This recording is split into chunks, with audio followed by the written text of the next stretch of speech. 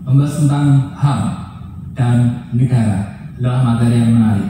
Tetap di About Social Culture membahas materi dalam perspektif ilmu sosial.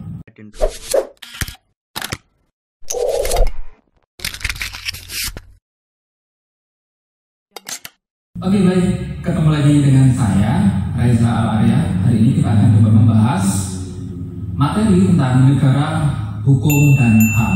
Oke. Tapi sebelum kita membahas lebih jauh, saya akan coba menjelaskan dulu ataupun memberikan Anda pemahaman. Kita akan membahas dua hal dulu.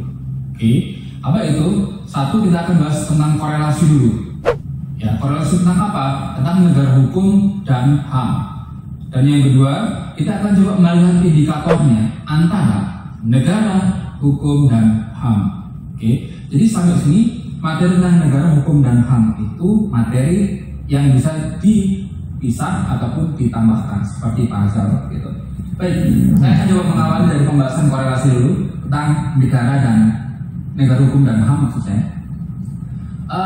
Bagaimana HAM di suatu negara ini bisa berjalan dengan baik? Jelas ketika hak asasi manusia berjalan ataupun terlindungi, berarti ada pembahasan negara hukum yang mengatur itu. Dengan kata lain, pembahasan tentang negara hukum ini berjalan sebagaimana fungsi dan perannya untuk membatasi, untuk melindungi, untuk mengayomi, dan masih banyak fungsi yang lain. Oke, itu adalah tentang korelasi. Berikutnya, bagaimana ketika kita mau melihat indikator? Apakah HAM di suatu negara itu berjalan? Apakah hukum di suatu negara itu berjalan? Ataukah fungsi di dalam negara, dalam suatu negara itu sendiri berjalan? Bagaimana caranya? Oke, jadi kita perlu gabungan saja. Kita mau lihat HAM dulu. Apakah HAM dalam suatu negara itu berjalan dengan baik? Indikatornya ada dua, teman-teman semuanya. Satu, yaitu tentang hukum. Kita perlu lihat apakah hukumnya berjalan dengan baik, menyeluruh, mengikat, tanpa pandang bulu. Ketika itu berlaku, otomatis pembahasan tentang negara pun juga menjalankan fungsi dan perannya. Ya, tapi sebaliknya, ketika hukum di suatu negara tidak berjalan dengan baik, jangan pernah menganggap bahwa negara itu menjalankan fungsi dan perannya. No, bukan. Berarti dengan kata lain, negara gagal menjalankan fungsinya. Lalu yang kedua, ketika kita mau melihat tentang hukum, apa yang perlu kita lihat? HAM. Ya, ketika ada pelanggaran HAM yang terjadi menumpuk banyak dan sangat variatif, jadi dengan kata lain, hukum di dalam suatu negara kurang bisa mengimplementasikan fungsi dan perannya. Lalu apa yang akan terjadi? Berarti bisa dikatakan dalam hal ini negara gagal menjalankan fungsi dan perannya. Oke. Lalu yang terakhir, apakah negara itu menjalankan fungsi dan perannya? Oke, kita melihat dua poin. Satu yaitu tentang hukum itu sendiri sebagai alat mengatur, membatasi, dan apakah ada pelanggaran HAM di sana? Ketika tidak ada pelanggaran HAM, berarti jelas hukumnya juga sudah bagus menjalankan fungsinya, mengatur, dan negara pun juga berhasil menjalankan fungsi dan perannya. Oke, jadi dua hal itu menjadi langkah utama ketika saya mau menjelaskan tentang negara hukum dan HAM. Berikutnya, apa itu negara hukum? Jadi negara hukum itu ada pembahasan berasal dari kata Rechtsstaat ataupun rule of law.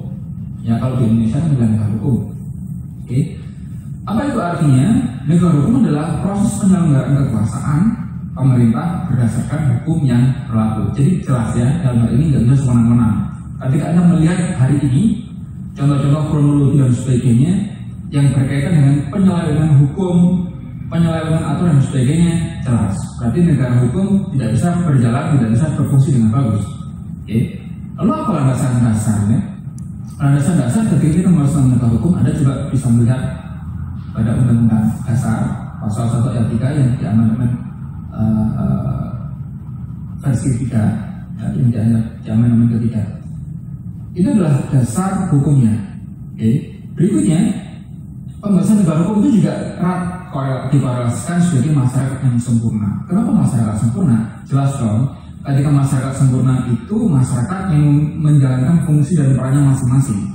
Oke, dalam hal ini, ketika dikatakan masyarakat sempurna dalam perspektif negara hukum, berarti elemen di dalam masyarakat itu memiliki fungsi dan perannya. sehingga rakyat bisa menjalankan aturannya, menjalankan keinginannya, birokrasi juga menjalankan fungsi pemerintah dan sebagainya. Oke. Lalu jadi dianalogikan bahwasanya masyarakat sembrono adalah masyarakat yang memiliki batasan, memiliki kewenangan dan seterusnya.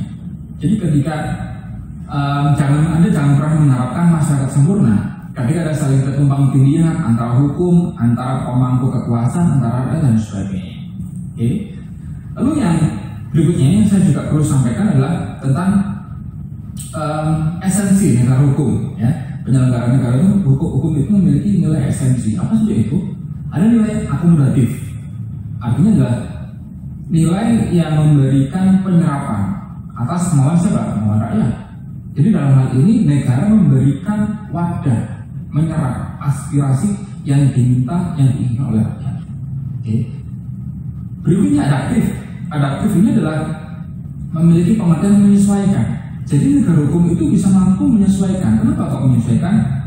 Jelas ya, bahwasanya penyelenggaraan pembahasan negara hukum di negara kita adalah negara yang dinamis, bukan statis. Jadi harus menyesuaikan. Dan yang terakhir adalah progresif, yaitu orientasi pada kemajuan. Jadi kita harus memiliki upaya, movement, bagaimana penyelenggaraan negara hukum itu bisa mewadahi keinginan masyarakat, yaitu akomodatif, adaptif, dan progresif. Oke.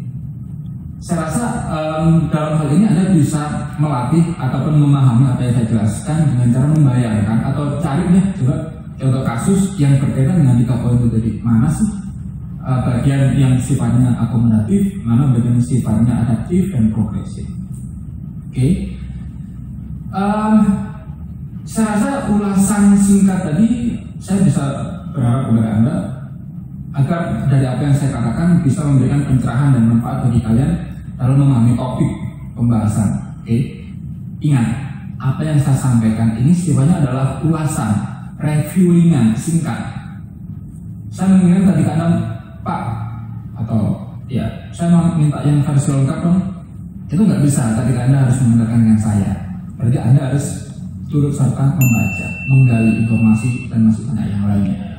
Baik, saya rasa materi pembahasan itu cukup singkat bukan? Dan pemahaman pun juga bisa Anda terima.